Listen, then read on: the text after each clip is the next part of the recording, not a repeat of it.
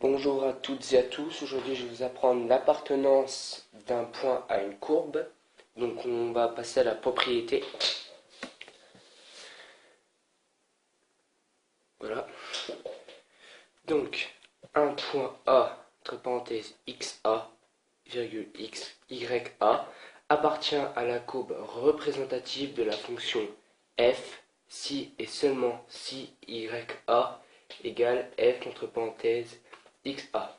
X veut dire abscisse, donc abscisse de A, et Y veut dire ordonnée, donc ordonnée de A. Donc, vous avez présenté la propriété. Donc maintenant, je vais vous présenter les exemples,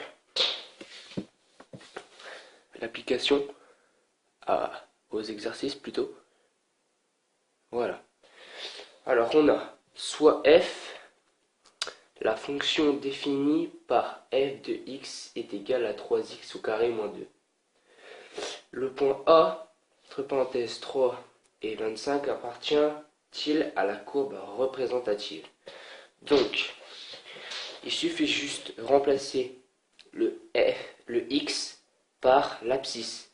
Et l'abscisse est 3. Comme on l'a vu dans la propriété, c'était XA et YA. Donc, abscisse de A et ordonnée de A. Abscisse de A, ordonnée de A. Et là, il suffit de mettre le x. Il faut mettre le 3. D'accord? Et normalement, si le point appartient à la courbe, ça doit donner 25 en ordonnée. Donc on va faire le calcul. F de x égale 3 fois 3 au carré moins 2 égale à 3 fois 9 moins 2, ce qui fait 27 moins 2 égale à 25.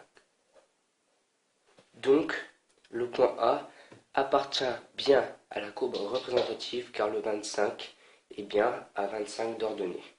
Donc, oui. Un autre exemple.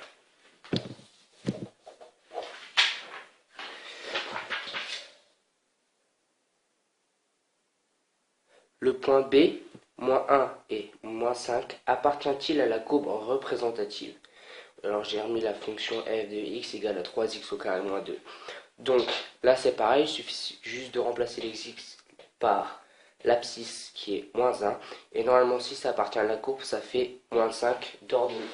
Donc ça fait 3 fois moins 1 au carré moins 2, ce qui fait 3 fois moins 1 au carré d'abord.